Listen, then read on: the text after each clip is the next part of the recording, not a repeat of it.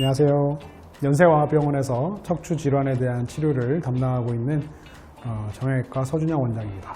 오늘은 신경성형술에 대해서 설명을 드리고자 합니다. 신경성형술이라는 것은 허리가 아프시거나 추간판 탈출증 그리고 척추관 협착증 같이 그렇게 허리 통증으로 고통받으시는 분들이 수술을 하시기에 앞서서 좀 해볼 수 있는 그런 치료 방법 중에 하나입니다. 허리는 이제 5개로 되어 있고 척추하고 척추 사이에 있는 추간판이라는 게 있고, 노란 부분은 이제 신경이 지나가는 길을 말합니다. 바깥쪽으로 나가는 요 가지신경들 이런 게 이렇게 있죠. 정상적인 상태에서는 큰 문제가 없는데, 디스크라는 거는 이제 척추하고 척추 사이에 있는 물렁뼈거든요.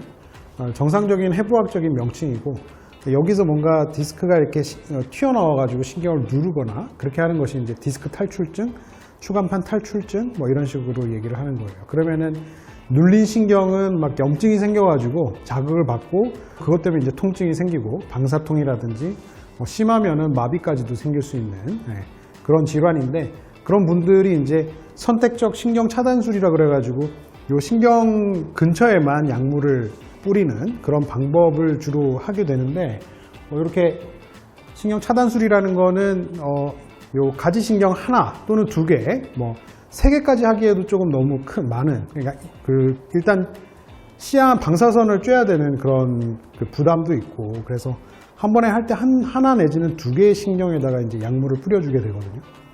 근데 신경 성형술을 하게 되면 아래에 있는 요 구멍이 있어요.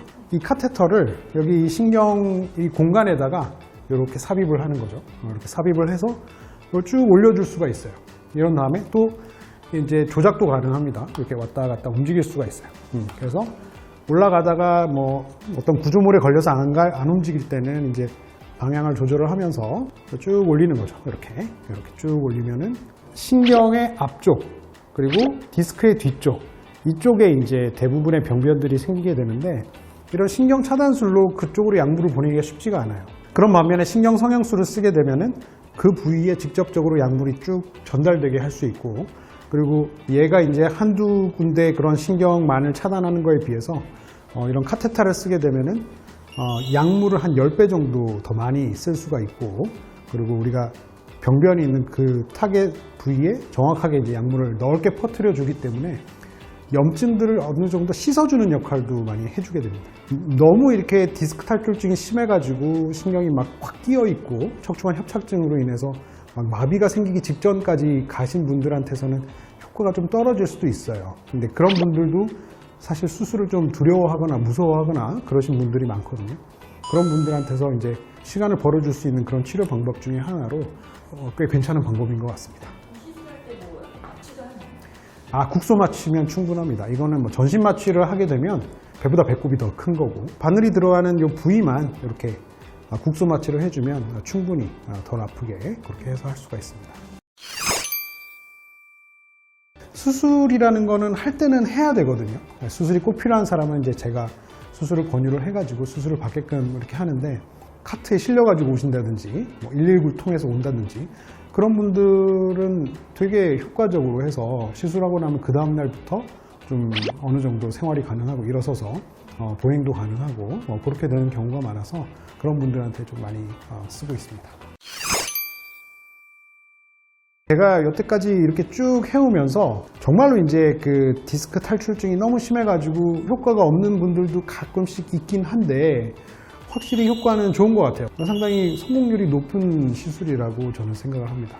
경험적으로 봐서는 6개월에서 한 1년까지도 환자분들이 훨씬 이제 편하게 그렇게 생활하시는 것 같으세요. 그 신경 차단술 같은 경우에도 한두 번 해가지고 좋아지시는 분들도 가끔씩 계세요.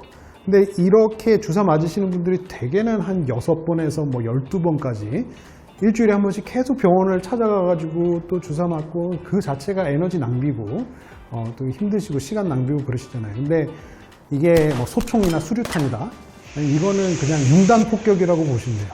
들어가서 약물을, 얘는 한 2cc 정도 주사를 한 레벨에다가 2cc, 3cc 넣거든요.